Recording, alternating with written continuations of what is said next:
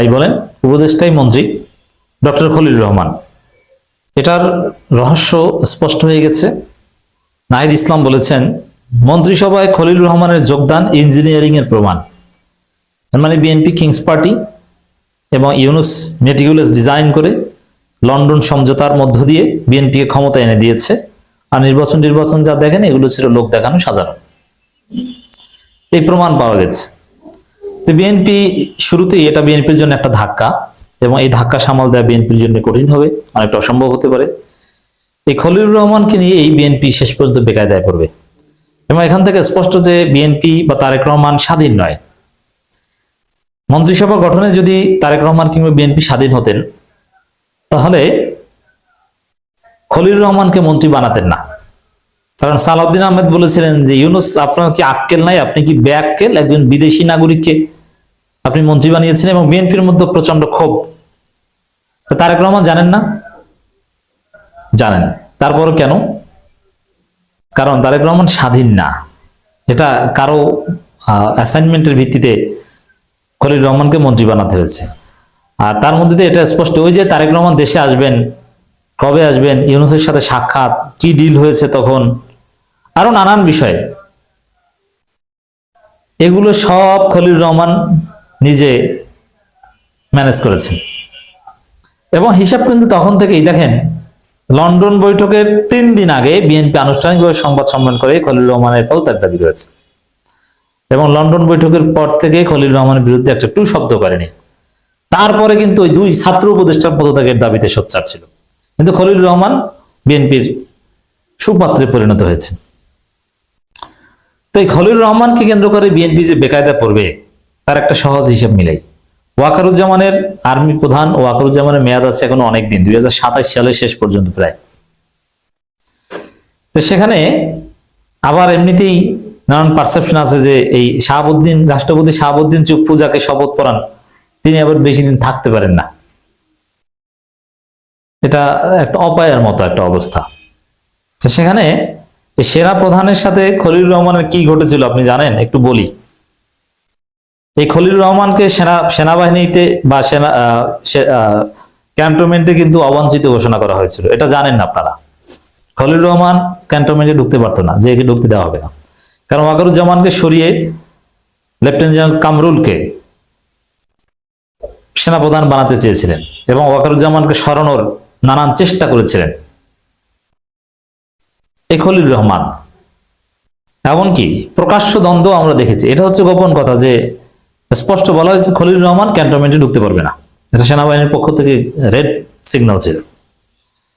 এটা গোপন কথা, এই আপনারা জানলেন, এর আগে জানতেন না। কিন্তু ওপেন কথা বলি, সেনাপ্রধান স্পষ্টভাবে ঘোষণা দিয়ে বলেছিলেন, ক্লিয়ার ঘোষণা দিয়ে বলেছিলেন সেনাপ্রধান, যে কোনো ব্লাডি করিডর, মানবিক করিডর, এটা হতে দেব না। আর এই মানবিক করিডরের অনেক চেষ্টা, অনেক কিছুই কিন্তু করেছিল এই খলিলুর রহমান। মানবিক করিডোর নিয়ে সেনাবাহিনী এবং খলিলুর রহমান মুখোমুখি অবস্থানে ছিল।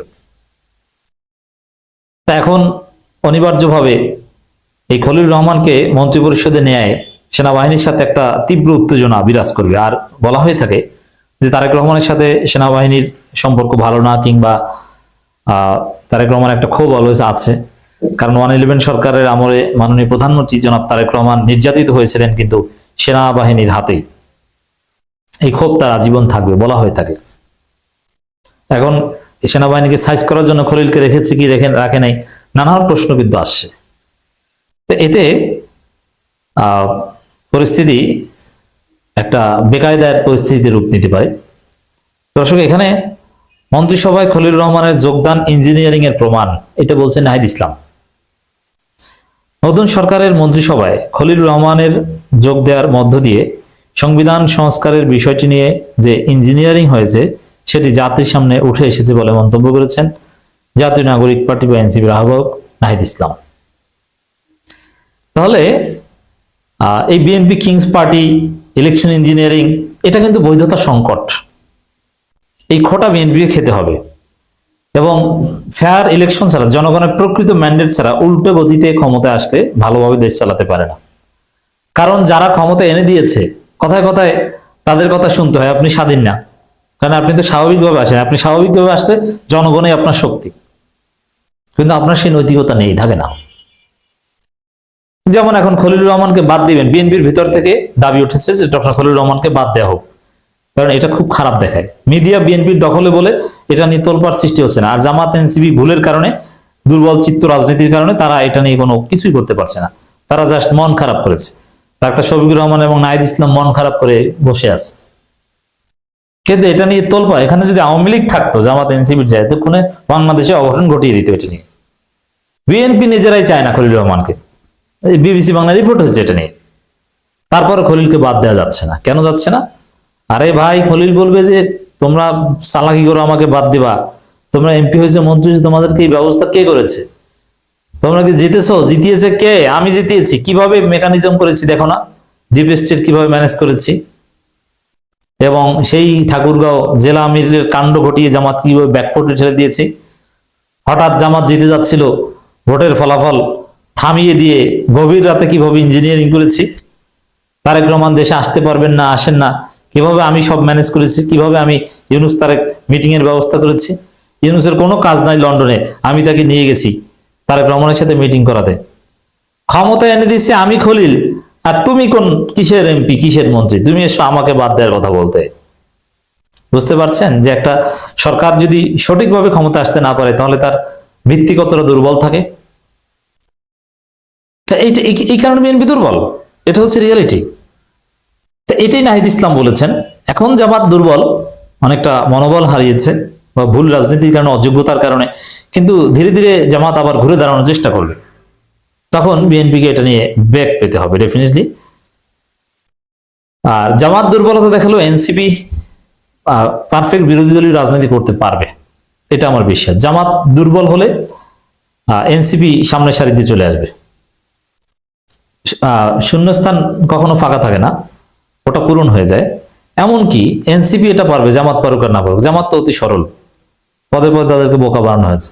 এনসিপি প্রয়োজনে, এটা আমার ধারণা, এটা হওয়া উচিত না, কিন্তু এটা হতে পারে, এনসিপি প্রয়োজনে আওয়ামী লীগের সাথে হাত মিলিয়ে বিএনপিকে সাইজ করতে চাইবে। আর যদি এনসিপি জামাতের এই দুর্বলতা কাজে লাগে, তারাই বিরোধী দল হিসাবে সামনে আসতে পারে, মাঠের বিরোধী দল, তাহলে আওয়ামী লীগের সাথে তাদের পক্ষে হাত মিলানোর কোনো ব্যাপার। রাজনীতি এরকম করে দিলেন যে আওয়ামী লীগের মাধ্যমে নির্যাতিত হয়ে খালেদা জিয়ার কি অপমান, তারেক রহমানের কি অবস্থা, দেশে আসতে পারেন না, সেই আওয়ামী লীগের ভোট নিয়েই ক্ষমতা এসেছে বিএনপি।